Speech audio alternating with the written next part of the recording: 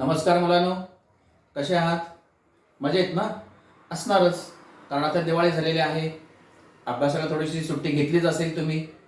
पण असं करू नका, परीक्षा ही एकदा येणार आहे, दिवाळी प्रत्येक वर्षी येणार आहे. आणि दुसरं कारण असं आहे की कितीही झोपा, कधीही झोपा, कधीही उठा, कधीही खेळा, तुमचं जर राज्य ना 24 तास, त्यामुळे तुम्ही आनंदात असणार. पण हरकत नाही बाळांनो, जरी आनंदात असाल तरी त्या आनंदात अभ्यासाकडे दुर्लक्ष करू नका. कारण एक वास्तव माझ्यासमोर आलेला आहे. थोडंसं काल परवा मी काही मुलांच्या घरी भेटी दिल्या. जाणवलं असं की शिक्षक आणि पालक तुमचा अभ्यास तुमच्यापर्यंत पोहोचवण्यासाठी जेवढा त्रास घेत आहेत, तुमची गुणवत्ता वाढवण्यासाठी जेवढा प्रयत्न करतायत, तेवढा तुमचा प्रयत्न नाही. आणि तेवढ्याच पटीनं किंबहुना त्यापेक्षा जास्त तुमचा प्रयत्न असणं गरजेचं आहे. तरच आपल्याला चांगली मार्क मिळतील. अभ्यासक्रम तर खूप कमी केलेले आहे आता सरकारने. आणि म्हणून एक सुवर्ण संधी आहे बाळांनो तुम्हाला, की कमी अभ्यास आणि जास्त वेळ मिळतोय आणि चांगली मार्क मिळवायची आहेत आपल्याला. एक सुवर्ण संधी तुमच्याकडे आहे. परवा बघा, तुम्ही टीव्हीला पाहिलं असेल की सन्माननीय राज्यपाल महोदयांनी 10वी आणि 12वीच्या मुलांना एक खूप छान संदेश दिलेला आहे. त्याने असं सांगितलेलं आहे की या मुलांना जर चांगली मार्क मिळवायची असतील, चांगलं करिअर घडवायचं असेल, तर त्याने एकलव्य नीती वापरली पाहिजे. काय आहे ती एकलव्य नीती? शिक्षक जवळ नाहीत, समोर नाहीत, पण शिक्षक आहेत हे गृहीत धरून, माझे गुरु समोर आहेत हे गृहीत धरून मी 100% स्वयं अध्ययन करणार आहे आणि चांगले मार्क मिळवणार आहे. ही एकलव्य नीती आहे. ही अवलंबायला सांगितलेली आहे. पण तरीही शिक्षक झूमच्या माध्यमातून असेल, गुगल मीटच्या माध्यमातून असेल किंवा यूट्यूब चॅनलच्या माध्यमातून असेल, तुमच्यापर्यंत पोहोचतायत. म्हणजे शिक्षक किंवा गुरु समोर आहेत ही कल्पना नाही करायची आपल्याला, आहेत तुमच्या समोर. फक्त शाळेत जसे एकमेकांना बोलतो तेवढंच बंद आहे. बाकी शिक्षक तुमच्या समोर आहेत, कल्पना करण्याचं काही कारण नाही. दररोज व्हिडिओ येत आहेत, त्याचा काळजीपूर्वक अभ्यास करा. आणि जर काय अडला असेल, आहोतच ना आम्ही कोणासाठी आहोत? तुमच्या आणि तुमच्यासाठी बाळांनो. त्यामुळे थोडंसं लक्ष द्या, वेळेचं बंधन पाळा, वेळापत्रक तयार करा आणि अभ्यासाला जरूर आणि जरूर चांगल्या पद्धतीने सुरुवात करा. तर छान अभ्यास होईल आणि छान मार्क मिळतील. बघा, आपल्या गणिताचा अभ्यास तर खूप कमी केलेला आहे. मला वाटतं गणिताच्या माध्यमातून आपली भेटण्याची ही दुसरी वेळ आहे. याच्यामधलंच भाग 1 मधलं प्रकरण 2 वर्ग समीकरणामध्ये सूत्रांच्या पद्धतीनं वर्ग समीकरण सोडवून आपण मला वाटतं घेतलेलं आहे. आणि आज आपण गणित भाग 1 5वं प्रकरण जे संभाव्यता आहे त्याच्या शेवटच्या भागावर थोडीशी नजर टाकणार आहोत.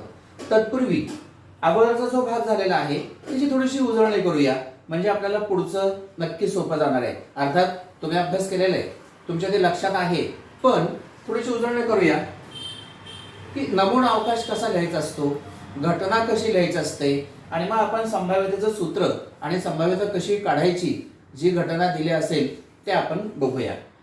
त्यासाठी सुरुवातीला आपण नमुना अवकाशची उजळणी करूया.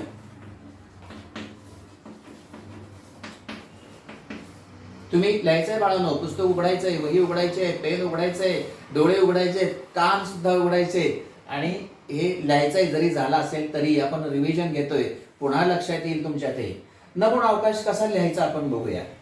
की समजा 2 नाणी एकाच वेळेला फेकलेली. बघा बाळांनो, 1 नाणं 2 वेळेला फेकणं आणि 2 नाणी एकाच वेळेला फेकणं, त्याचा नमुना अवकाश सारखाच असतो. तुम्ही करून पहा.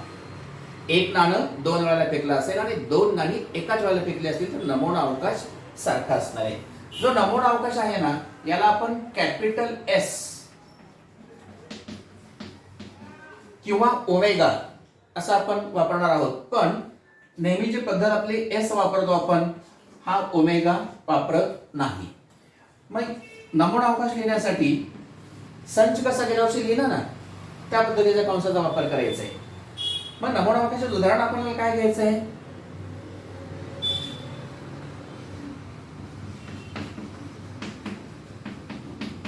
दोन नाणी एकाच वेळी फेकली.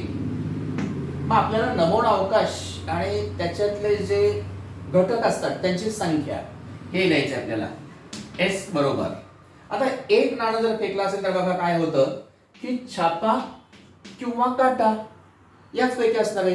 तो बघा ना, तुम्ही क्रिकेट खेळताना टॉस करता, toss, A toss of coin, a coin is toss, नाणं फेकतं ओपन, आणि आपण बघतो काय छापा आहे की काठा आहे, बघू मग मी काय करणार आहे, मी बॅटिंग करणार, मी बॉलिंग करणार, हे बघतो आपण. म्हणजे एक नाणं फेकलं असेल, if a coin is tossed head or tail turns up, एक नाणं फेकलं असेल तर छापा किंवा काटा, आणि दुसरं नाणं फेकलं असेल तर छापा किंवा काटा.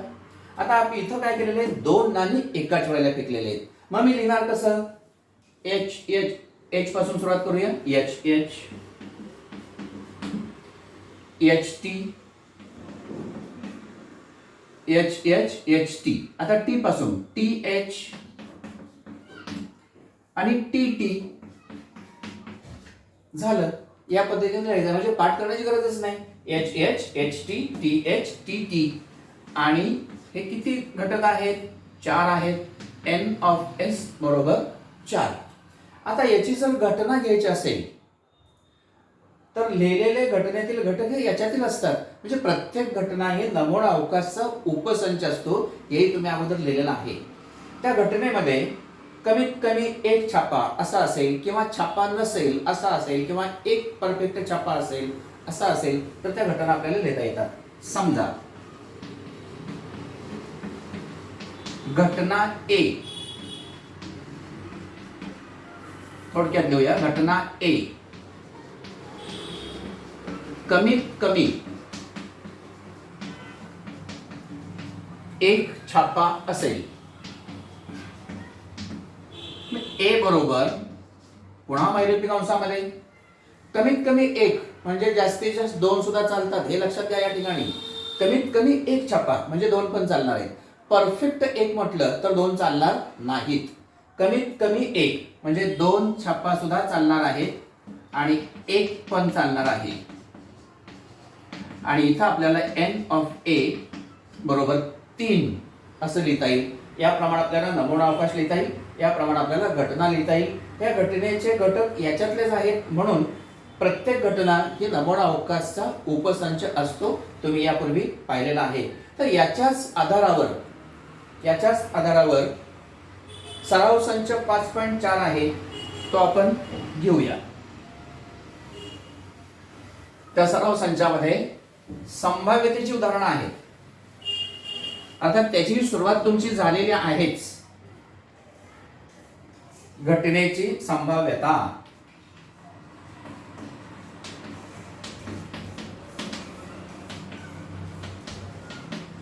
लिहा व्याख्या. एखाद्या अपेक्षित घटनेची शक्यता,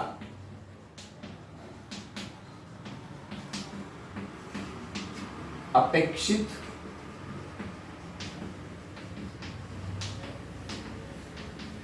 घटनेची शक्यता दर्शवणाऱ्या संख्येला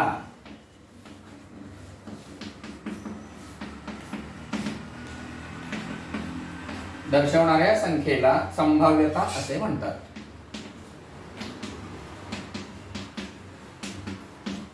संभाव्यता असे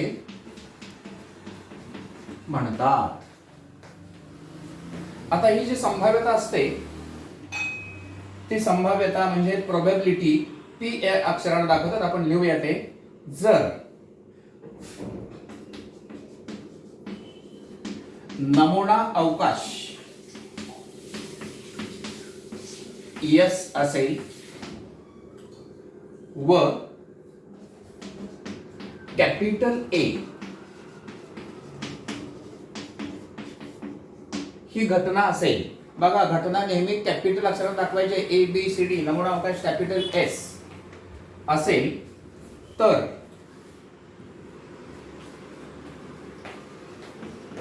घटना ए ची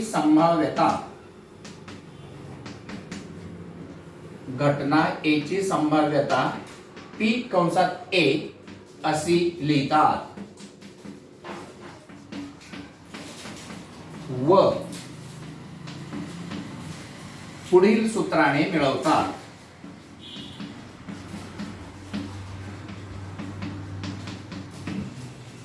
काय म्हटलंय आपण? नमुना अवकाश एस असेल, घटना ए असेल तर घटना ए ची संभाव्यता पी कंसात ए, पी ऑफ ए अशी लिहितात आणि पुढील सूत्राने मिळवतात. कुठे आहे पुढील सूत्र? अरे लिहितो ना.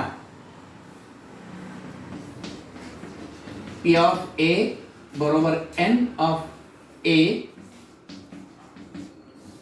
भागिले एन ऑफ एस,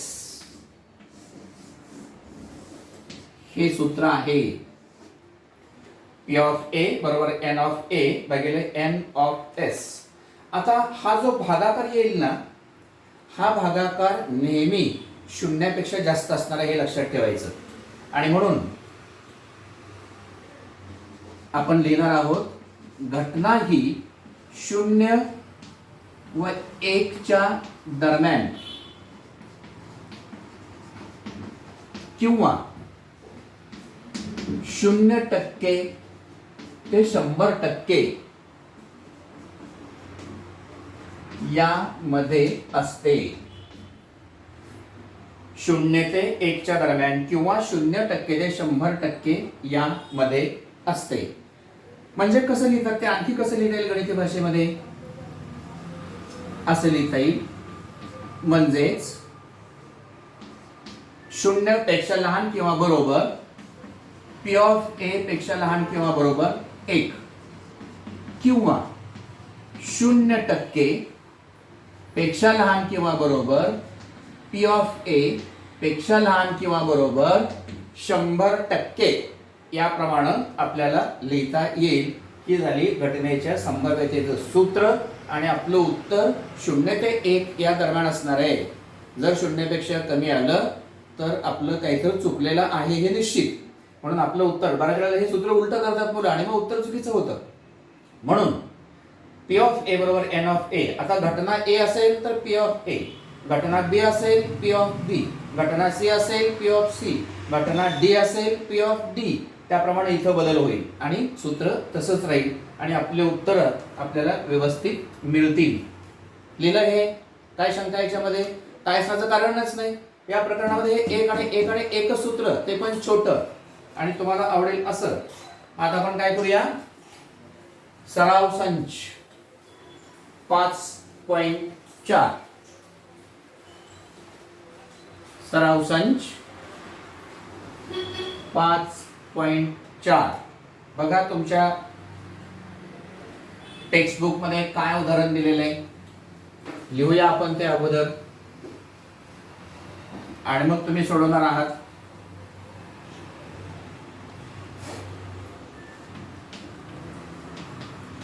सराव संच 5.4. पहिलं उदाहरण, 2 नाणी फेकली असता. बघा तसंच आहे उदाहरण.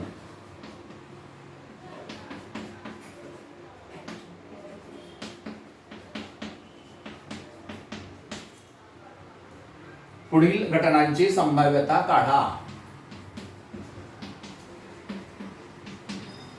पुढील घटनांची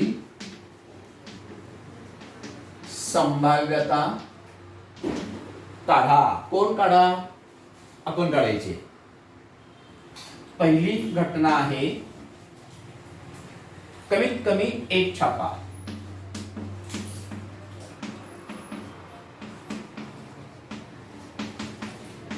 कमीत कमी 1 छापा.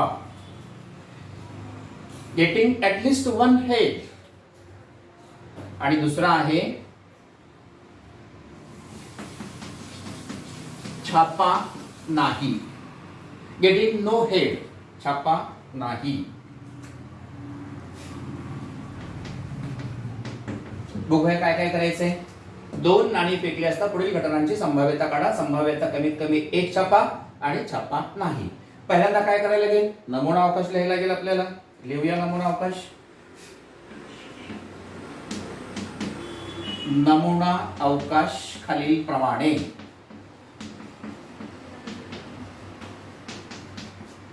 एस बरोबर 2 नाणी. मगाशी आपण सांगितलं होतं एच टी आणि H T. H H H T. H H H T. T H T T. n of s बरोबर 4. आता घटना पहिली,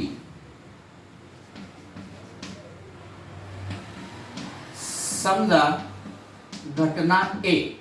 आता समजा असं काय लिहिलं मी, इथं घटनेला ABCD नावच दिलं नाही.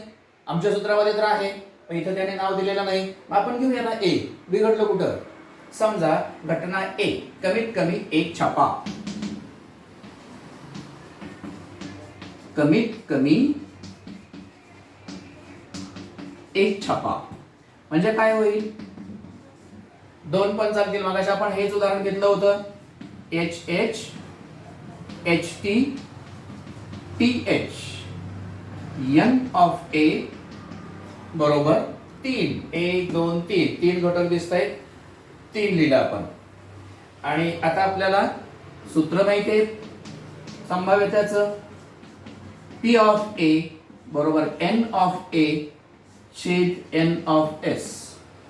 म्हणून P of A n of A किती आहे? 3 आणि n ऑफ S आहे 4. म्हणजे आपल्याला उत्तर मिळालं, पहिल्या घटनेची संभाव्यता 3/4.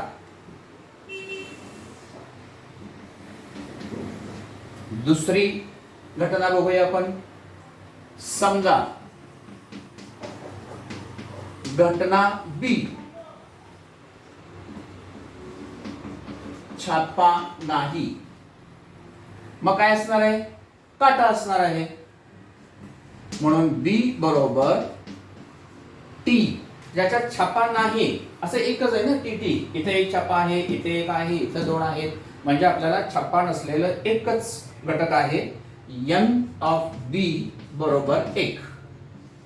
पुन्हा सूत्र वापरायचं, P ऑफ B बरोबर n ऑफ B छेद n ऑफ S. म्हणून P ऑफ B बरोबर 1 आणि हे किती आहे? 4. म्हणजे दुसरी घटना किंवा घटना B ची संभाव्यता आली 1/4 आहे. याच्यापेक्षा सोपं दुसरं काय? अरे काहीच नाही ना मुलांनो. काय सोपं असतं गणितापेक्षा दुसरं? थोडीशी प्रॅक्टिस करा, भरभरून मार्क आपल्याला गणितामध्ये मिळणार. आम्ही आहोत ना. काय शंका याच्यामध्ये? लिहिलं तुम्ही? ओके, आपण पुढे जाऊया.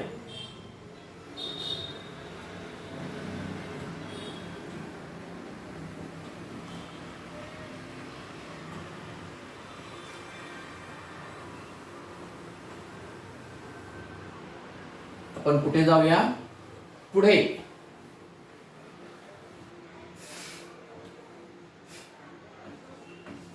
तिसरं उदाहरण. एका पेटीमध्ये 15 तिकीट आहेत. There are 15 tickets in a box. एका पेटीमध्ये 15 तिकिटे आहेत.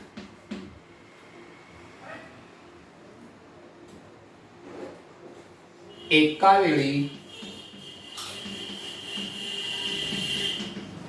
त्या पेटीमधून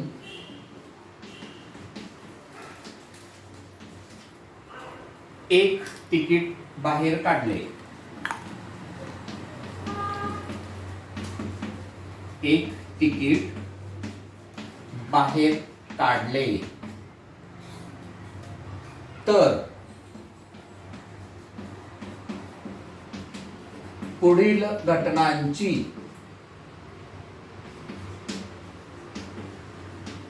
संभाव्यता काढा. पुढील घटनांची संभाव्यता काढा. काय घटना आहे? समसंख्या.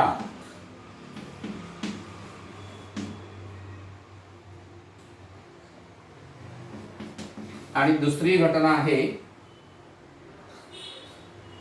5च्या पटीतील संख्या.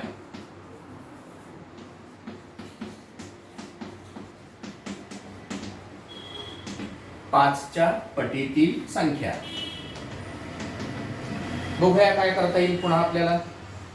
एका बॉक्समध्ये, एका पेटीमध्ये 15 तिकीट आहेत. म्हणजे काय लिहिता येईल आम्हाला? नमुना अवकाश खालील प्रमाणे.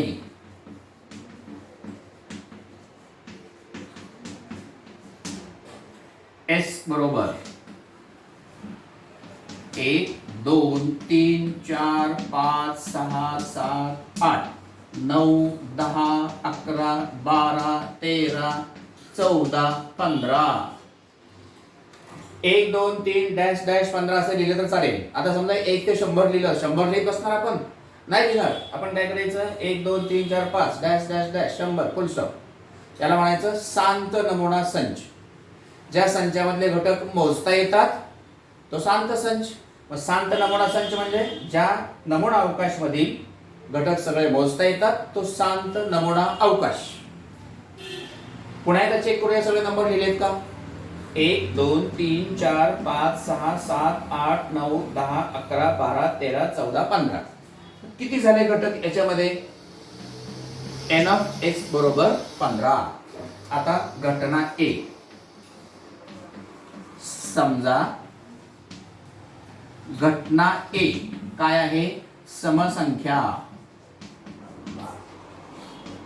म्हणून ए बरोबर.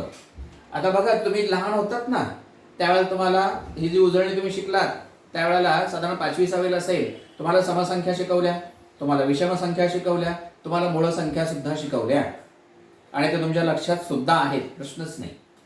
समसंख्या ज्याला दोन्ही भाग जातो त्या सगळ्या म्हणजे याच्यातल्या 2 4 6 8 10 12 14 संपल्या.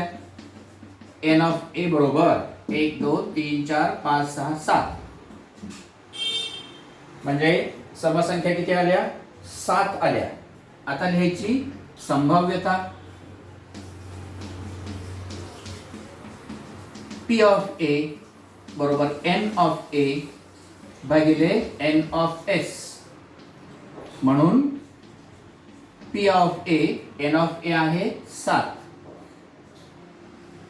आणि N ऑफ एस आहे 15. म्हणजे आपल्याला उत्तर मिळालं किंवा संभाव्यता मिळाली 7/15. आता आपण दुसरी घटना बघूया. दुसऱ्या घटनेमध्ये काय दिले आपल्याला? विच इज मल्टिपल ऑफ 5 म्हणजे 5 च्या पटीतील संख्या. समजा घटना बी 5 च्या पटीतील संख्या. बी बरोबर. आता याच्यामध्ये 5 च्या पटीतील संख्या म्हणजे 5 ने भाग जाणार आहे. 5 च्या पटीतील 5 1 5 5 2 10 5 3 15 म्हणजे 5 10 15. एन ऑफ बी बरोबर 3 1 2 3. आता त्याची संभाव्यता बी लिहिले म्हणजे पी ऑफ बी बरोबर एन ऑफ बी छेद एन ऑफ एस. म्हणून पी ऑफ बी बरोबर 3 आणि एन ऑफ एस 15. भाग जात असेल, संक्षिप्त रूप देता येत असेल तर द्यायचं. 3 1 3 3 5 15. म्हणून पी ऑफ बी बरोबर 1/5 म्हणजे घटना बी ची संभाव्यता आली 1/5. लिहा आणि लिहिता लिहिता काय अडतंय काय अवघड आहे का बघा. या पद्धतीने आपल्याला सराव संच 5.4 सोडवता येणार आहे. काय प्रॉब्लेम याच्यामध्ये नाही. आता हे झाल्यानंतर कधी कधी काय होतं बाळांनो, 3 नाणी आपण 1 नाण्याचं पाहिलं, आपण 2 नाणी पाहिली पण 3 नाणी पाहिलेली नाही. त्यात उदाहरण नाही पण पुन्हा तुम्हाला ते कुठंतरी येईल ना. लिहिलं उदाहरण? ओके. ओंकार काय प्रॉब्लेम? काय प्रॉब्लेम नसणार आहे, सोपं आहे सगळं. उरलेले उदाहरण मात्र गणित सोडवायचे आहेत. विसरायचं नाही. आणि मगाशी मी सांगितलेलं आहे की अभ्यास कशा पद्धतीने करायचा आहे. आता आपण थोडक्यात बघूया. 3 नाणी आपल्याला नमुना अवकाश लिहायचा आहे.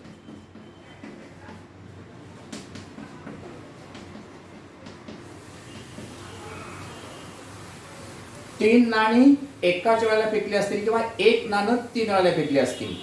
नमुना अवकाश सारखाच असणार आहे. एस बरोबर.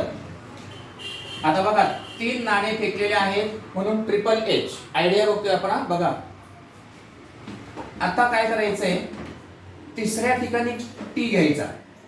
आता हा टी मध्ये घ्यायचा, एच टी एच. आता हा टी पहिल्यांदा घ्यायचा. ओके. आता हे ट्रिपल एच घेतला, आता आपण ट्रिपल टी घ्यायचा. आता तिसऱ्या ठिकाणी एच घेऊया, टी टी एच. आता हा एच मध्ये घेऊया, टी एच टी. आणि आता हा एच सुरुवातीला घेऊया, एच टी टी. झालं बघा. किती आले बघा घटक. 1 2 3 4 5 6 7 8. एन ऑफ एस बरोबर 8.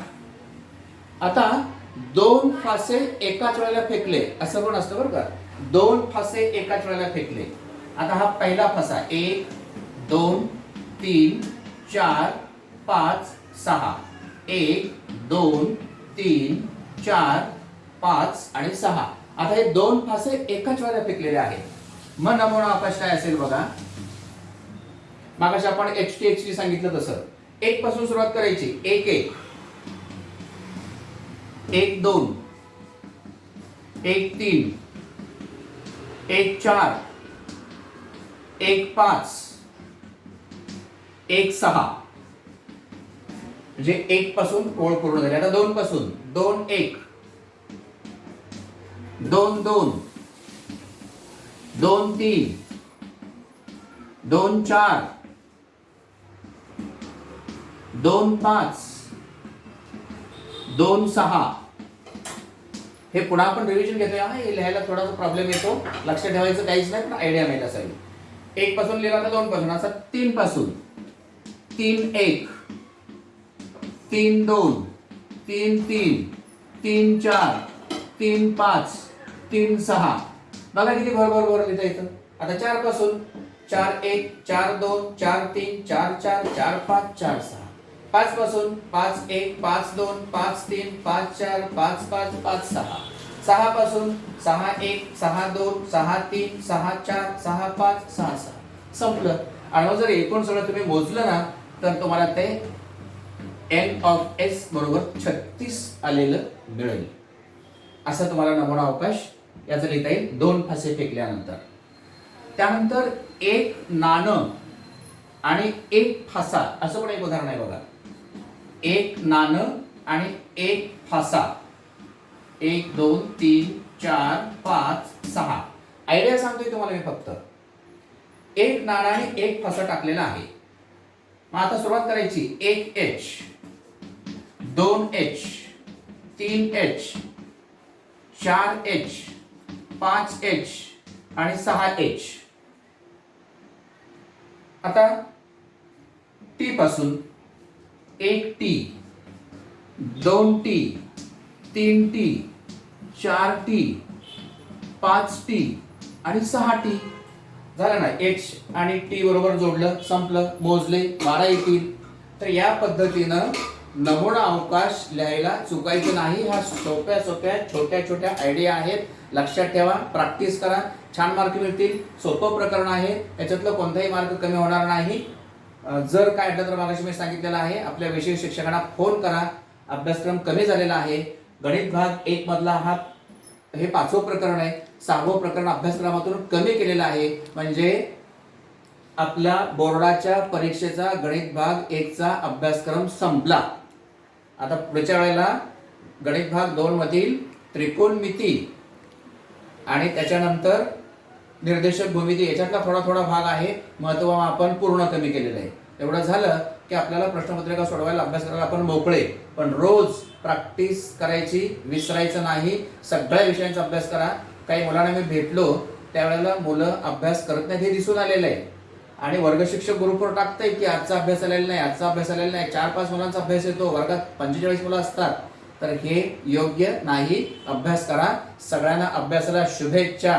Okay, good.